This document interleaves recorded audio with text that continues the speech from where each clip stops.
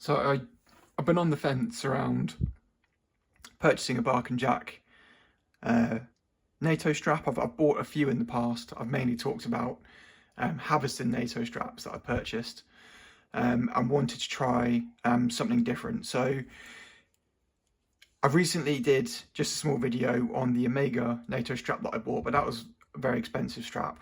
But I liked it because it was quite a stiff strap, so it meant the watch didn't move around much on your wrist.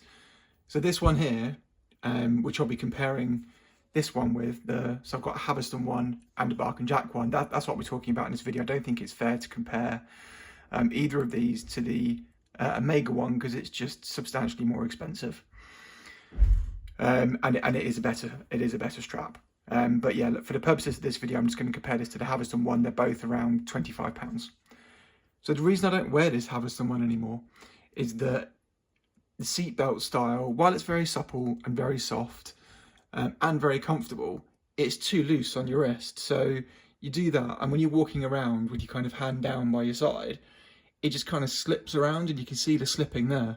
So the watch kind of slips on top of where the strap is, and it ends up just looking a bit odd and wonky on the wrist, just because it's quite a soft and slidey material, whereas really it should just be sitting like that. But because it's quite a soft material, you walk around and it just kind of droops down your wrist a bit. What I do like about this strap is the fact that it's more like a traditional strap. So this element of the watch strap is floating. This second keeper is floating, so you don't have the excess that you tuck back into on a typical NATO strap. So it just looks like a regular watch strap. It's a good quality strap. If you like seatbelt style NATOs, the hardware on the two straps is not that dissimilar. I think this Bark and Jack hardware looks a bit more conventional, and it's probably a bit, to my taste, a bit nicer aesthetically. And I have also noticed that on the Haverston strap, it's got a mixture of finishing. Well, it's all brushed, but on the keepers it goes horizontally, and then on the buckle it goes vertically, whereas the brushing on the Bark and Jack strap is all vertical. So not only is that quite nice because it works with the design and style of the actual strap itself, but it's just a more consistent way of actually finishing the hardware. It's all finished in the same fashion.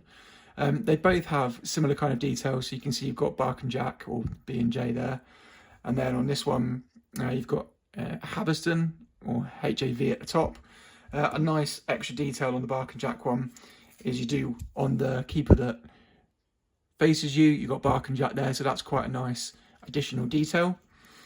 So with this strap itself, I would say this is more akin to the Omega strap than the Haverston one. And obviously Bark and Jack do seatbelt style straps like this as well, but as I've described, they'd probably be very similar, and they're just not for me. They're too loose on the wrists, they're too floppy, and I'm just, they're not particularly comfortable for me. And after a while as well, because they are loose, you do get quite a lot of stretch in the pin buckle holes. So again, they just let the watch move around too much on the wrist.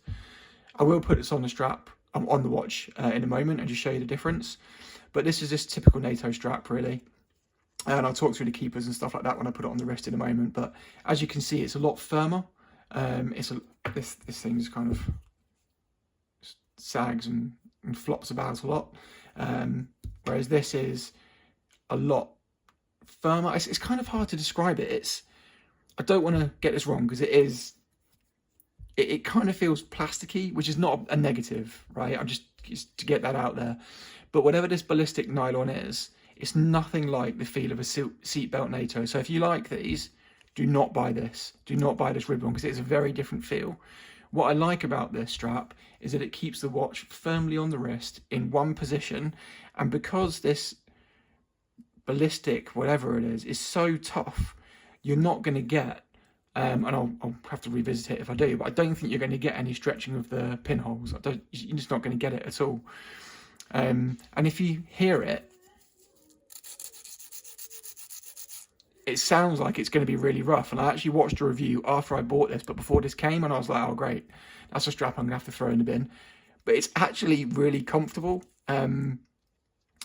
Yeah, it's not doing it justice to say it feels plasticky, but you can imagine a kind of a plasticky material that water just beads off straight away. That's kind of what this is, but it has the flexibility and the robustness, and bizarrely the comfort that I want in a NATO. So I'm going to put it on the watch now and then just show you what it looks like.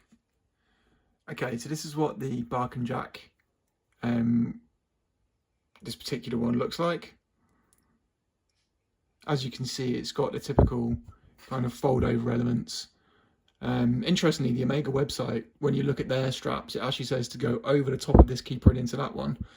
I think that's mainly because the straps and the keepers aren't sufficiently of the right size, so the keeper's a little bit thinner, so you can't actually fold it back under without it getting a bit too bulky up here and then not folding under the second keeper. But with these ones, the keepers are sufficiently thick that you can fold the strap under, and then it goes under the second one. So this one slides, so you can have it wherever you like, depending on where you want it to be comfortable. I like the fact it's not too bulky up here. It actually goes through that section quite easily. It's very comfortable, like I say, surprisingly so when you look at the material.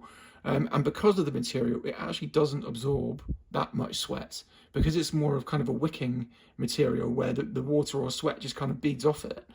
It doesn't absorb sweat at all. So I wanted to kind of wear it yesterday when I went out for dinner, and we did a walk in fairly hot temperatures, and I'm quite a sweaty bloke, unfortunately, so I did want to see how it would fare. And yeah, it doesn't kind of absorb the sweat or the moisture or anything like that. It kind of maintains its integrity. We'll see how that lasts over time, but it's a really good looking strap. I like particularly with this watch how the kind of like lines of the strap work well with the dial of the Aquaterra, where you've got the teak deck effect of a boat, and then you've got the lines of the actual strap itself. So aesthetically I like it. From a colour perspective, I like it, and just from, it's just so much more rigid and so much more solid, so you can really move it around and it doesn't kind of like flop over like the seatbelt style NATOs do. And like all of them, it's very easy to take off and put on, but I do like the way it looks. So would I get another one? Yeah, I probably would. If there were more colours, more options, I probably would buy another one of these.